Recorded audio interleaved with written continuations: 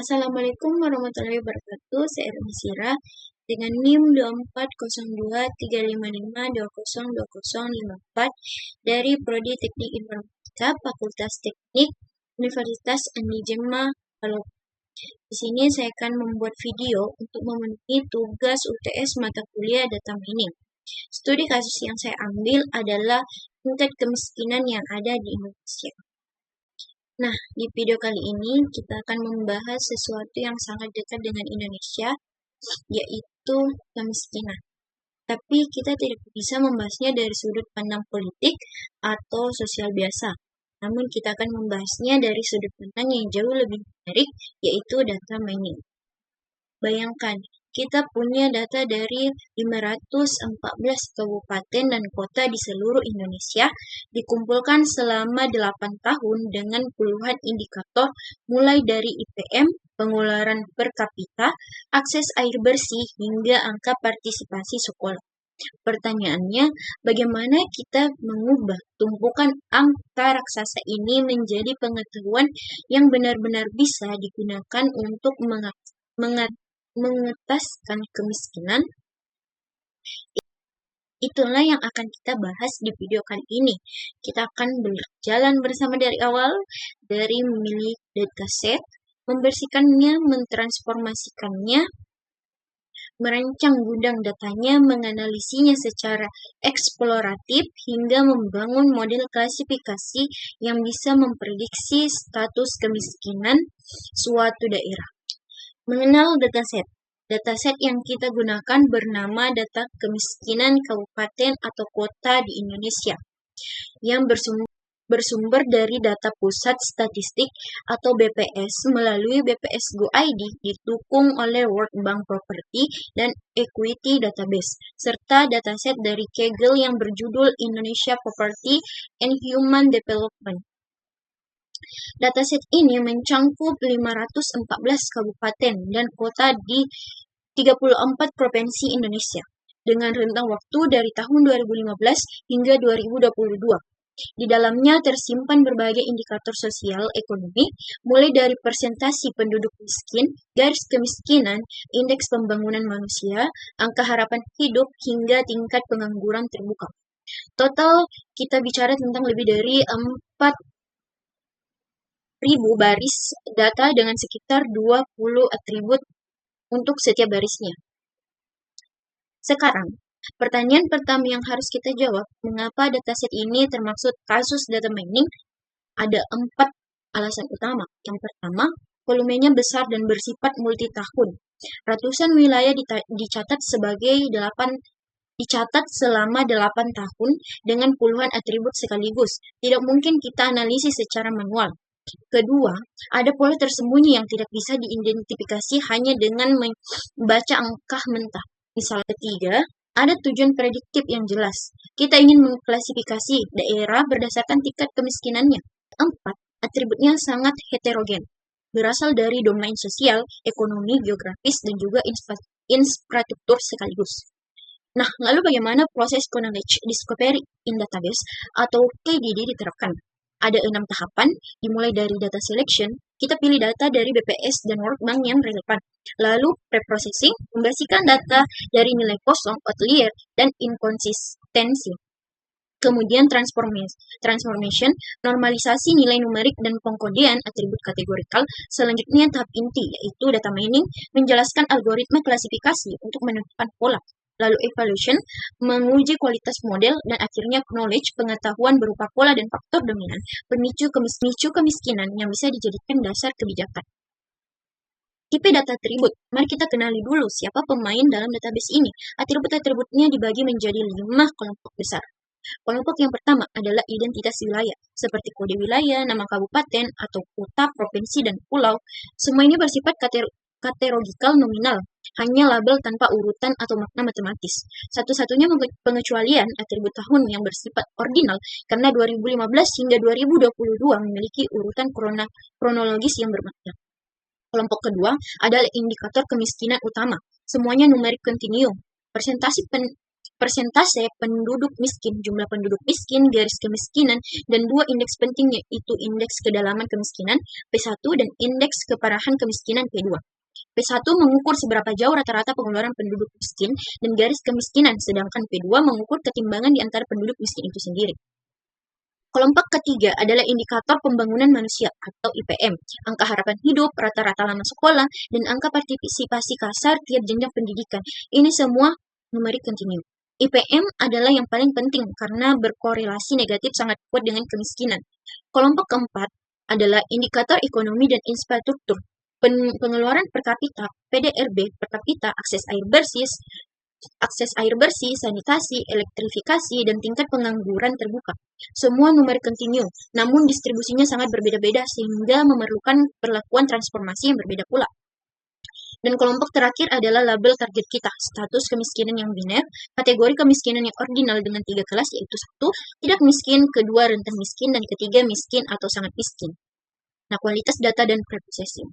Nah, sekarang kita masuk ke bagian yang paling kotor tapi paling krusial, membersihkan data. Ada 4 masalah kualitas data yang kita temukan. Masalah pertama adalah missing value. Sekitar 8 hingga 12% dari total set data kosong. Penyebab utamanya adalah kabupaten hasil pemekaran yang belum punya data lengkap di tahun-tahun awal. Wilayah terpencil seperti Papua Pegunungan dan data APK SMA-nya sekitar 40% kosong. Cara mengatasinya adalah imputasi bertingkat. Atribut numerik diisi dengan nilai median per provinsi karena median lebih tahan terhadap outlier dibanding mean.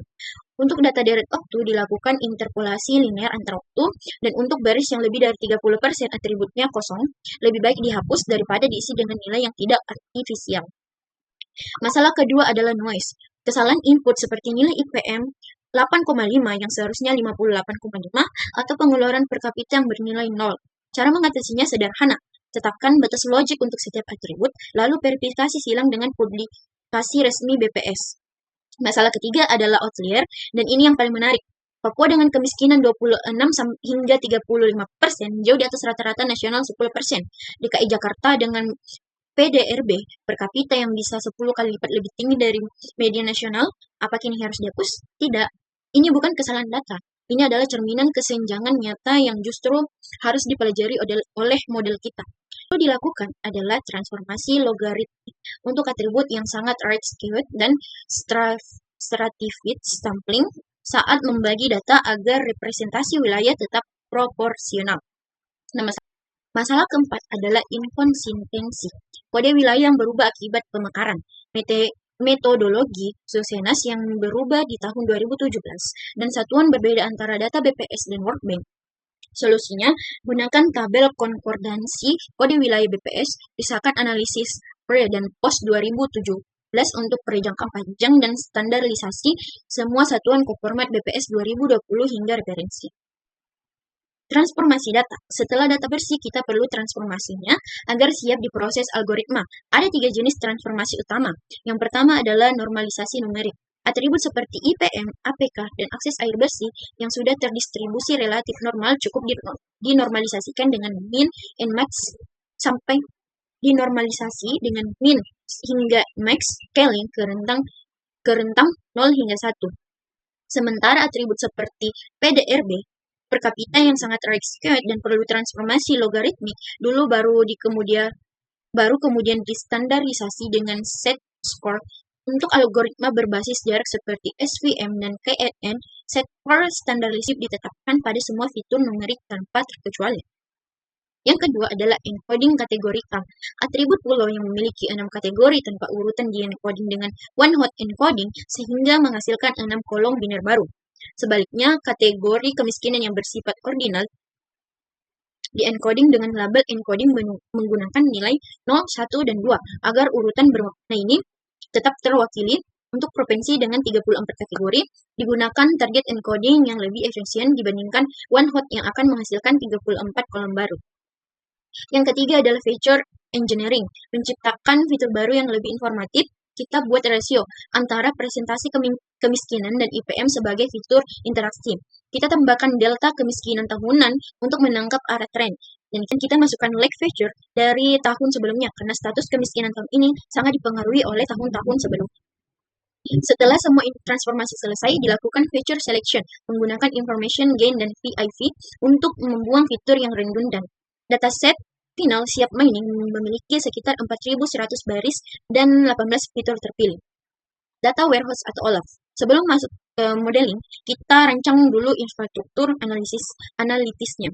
Sebuah data warehouse sederhana menggunakan star schema. Di pusat ada label PEX kemiskinan yang menyimpan semua ukuran kuantitatif. Persentase miskin, jumlah miskin, garis kemiskinan, indeks P1 dan P2, serta pengeluaran per kapita. Tabel ini dihubungkan ke 5 tabel dimensi. Di wilayah menyimpan hierarki geografis dan kabupaten dari kabupaten hingga kawasan nasional. Di waktu menyimpan dimensi temporal untuk analisis tren. Di indikator SDM menyimpan IPM dan semua indikator pembangunan manusia. Di infrastruktur menyimpan data akses layanan dasar dan di program bansos menyimpan cakupan PKH, BPNT dan BLT untuk evaluasi kebijakan. Dengan skema ini, stakeholder bisa melakukan operasi OLAP yang powerful. Operasi roll up memungkinkan Bappenas melihat data dari level kabupaten ke provinsi ke nasional. Operasi drill down memungkinkan Dinas Nasional Sulawesi Selatan memecah angka provinsi ke detail kabupaten. Operasi slice memungkinkan BPS memfilter hanya tahun 2022 untuk daerah dengan kemiskinan di atas 15% dan operasi dis kemungkinan Kemensos menganalisis wilayah Papua dengan IPM rendah selama 2022 hingga IPM rendah selama 2020 hingga 2022, mengidentifikasi kantong kemiskinan persisten pasca pandemi. Sebelum membangun model, kita wajib melakukan exploratory data analysis atau EDA, yaitu proses berkenalan secara mendalam dengan data kita. Langkah pertama adalah statistik deskriptif univarian, menghitung mean, median, skewness, dan kurtosis setiap atribut. Dari sini kita akan menemukan bahwa PDRB per kapita sangat RXP dan rentang kemiskinan sangat lebar. Dari 3,6% di DKI Jakarta hingga lebih dari 35% di Papua. Langkah kedua adalah analisis distribusi target, mengecek apakah kelas-kelas kemiskinan seimbang atau tidak. Jika ada kelas yang sangat minoritas, perlu diterapkan smooth untuk menyimbangkan data sebelum training. Langkah ketiga adalah analisis korelasi bivarian menggunakan Hitman Pearson. Disinilah kita akan melihat secara visual bahwa IPM berkorelasi negatif sangat kuat dengan kemiskinan. Dengan nilai R sekitar minus 0,85, artinya meningkatkan IPM ada jalur paling efisien untuk menurunkan kemiskinan suatu daerah. Langkah keempat adalah analisis spasial menggunakan peta proplet kemiskinan per provinsi untuk memvisualisasikan bahwa kemiskinan terklaster sangat kuat di kawasan timur Indonesia. Langkah kelima adalah analisis tren temporal, melihat apakah kemiskinan terus turun dari mendeteksi anomali lonjakan di tahun 2020 akibat pandemi COVID-19. Dan langkah keenam adalah feature importance awal, menggunakan information gain dan mutual information score untuk mendapatkan gambaran awal fitur mana yang paling informatif sebelum model resmi dibangun. Klasifikasi dan pembangunan model. Sekarang pertanyaan paling penting, apakah ini kasus klasifikasi? Jawabannya adalah ya, dan lebih spesifik lagi, ini adalah klasifikasi multi-kelas dengan 3 kelas. Fitur prediktornya adalah IPM, angka harapan hidup, pengeluaran per kapita, PDRB per kapita, akses air bersih, sanitasi, elektrifikasi, APK tiap jenjang dan rata-rata lama sekolah, dan tingkat pengangguran terbuka. Target labelnya adalah ada 3 kelas, yaitu tidak miskin untuk daerah dengan kurang dari 10% penduduk miskin, kedua rentan miskin untuk 10 hingga 20%, dan ketiga adalah miskin atau sangat miskin dengan dari 20%, lebih dari 20%. Dan yang ketiga adalah miskin atau sangat miskin untuk lebih dari 20%. Algoritma mana yang paling cocok dengan studi kasus ini? Menurut saya, algoritma yang paling cocok adalah random forest, yaitu algoritma pertama yang direkomendasikan. Keunggulannya sangat relevan untuk kasus ini karena dia sangat robust terhadap outlier ekstrim seperti kondisi Papua tanpa normalisasi ketat, menghasilkan ranking feature importance secara otomatis yang bisa langsung dikomunikasikan ke pembuat kebijakan, menangani multikolinearitas antar indikator BPS dengan baik, dan tidak mudah overfitting. Estimasi akurasinya sekitar 87 hingga 97%.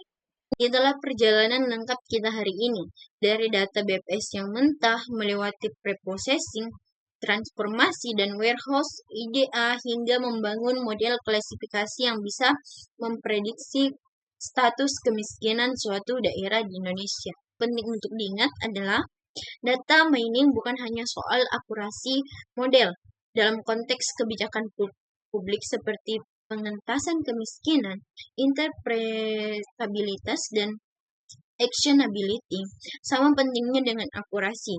Sebuah model yang akurat tapi tidak bisa dijelaskan kepada pemangku kebijakan adalah model yang sia-sia. Semoga video kali ini bermanfaat, terutama bagi kita-kita yang sementara belajar tentang data mining, data science, dan sedang mengerjakan tugas penelitian di bidang ini. Mohon maaf jika ada kesalahan kata dan kekurangan pada materi yang saya bawakan hari ini. Wabillahi taufiq wal hidayah. Wassalamualaikum warahmatullahi wabarakatuh.